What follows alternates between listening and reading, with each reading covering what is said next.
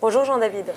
Bonjour Anan. Good morning, Jean-David. How are you? Bonjour Jean-David, comment allez-vous? Ce n'est pas la grande forme, mais on essaiera de faire de notre mieux. Écoutez, on se bat. Hein. Parfois, on n'est pas en forme, mais on fait comme on peut. Absolument. En tout cas, ce matin, Jean-David, vous nous parlez donc de cette réunion des chefs d'État africains qui sont à Kigali pour parler de la mise en place de la zone de libre-échange continentale. Oui, absolument. Nous allons parler de cette zone de libre-échange, mais davantage de l'impact social. Est-ce que cette zone de libre-échange ne va pas impacter les droits humains? C'est de ça qu'il s'agit aujourd'hui. Disons que la réflexion avait déjà été engagée par de nombreuses structures comme le Haut Commissariat des Nations Unies aux droits de l'homme, la Commission économique des Nations Unies pour l'Afrique et la fondation Friedrich Ebert. C'est une fondation du parti des sociaux-démocrates allemands. Eh bien, la réflexion avait lieu à Addis Abeba et le thème était conception de la zone de libre-échange continentale,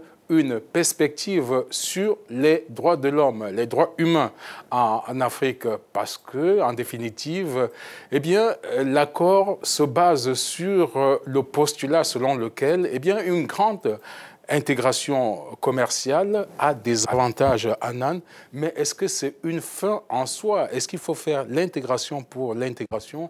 En définitive, comme les anglo-saxons disent, is human interest, not animal interest. Donc c'est pour les hommes et non pour les animaux, Anan.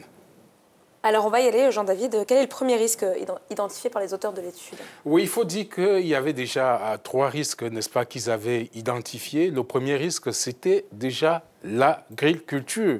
Et il y a un aspect qu'il faut souligner ici. Lors des négociations initiales, on n'avait pas fait attention à l'agriculture, alors que l'agriculture, c'est l'activité qui occupe beaucoup de personnes ici en Afrique.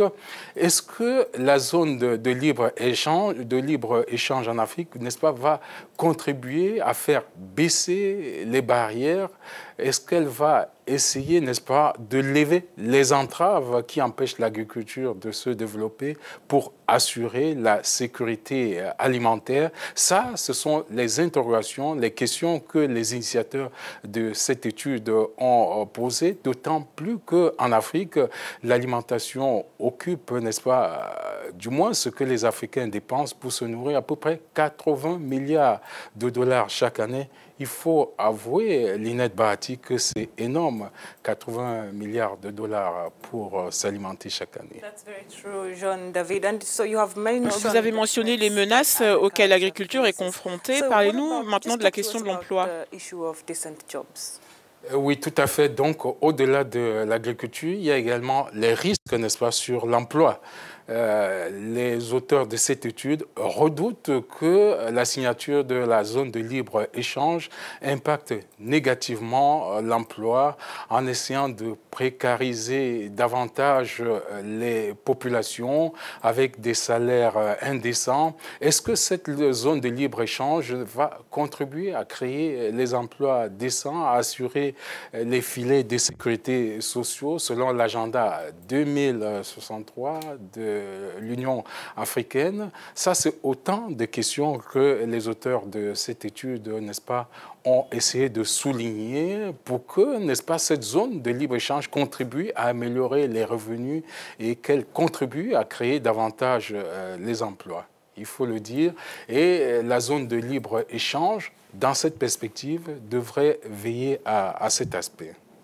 Alors, au-delà des menaces sur l'agriculture, Jean-David, et le travail décent, il y a aussi la question de la migration avec cette zone de libre-échange. Oui, vous voyez que ça a une forte tonalité sociale, hein, cette étude-là. On n'est pas surpris. Friedrich Ebert, je vous ai dit que c'est les sociaux-démocrates.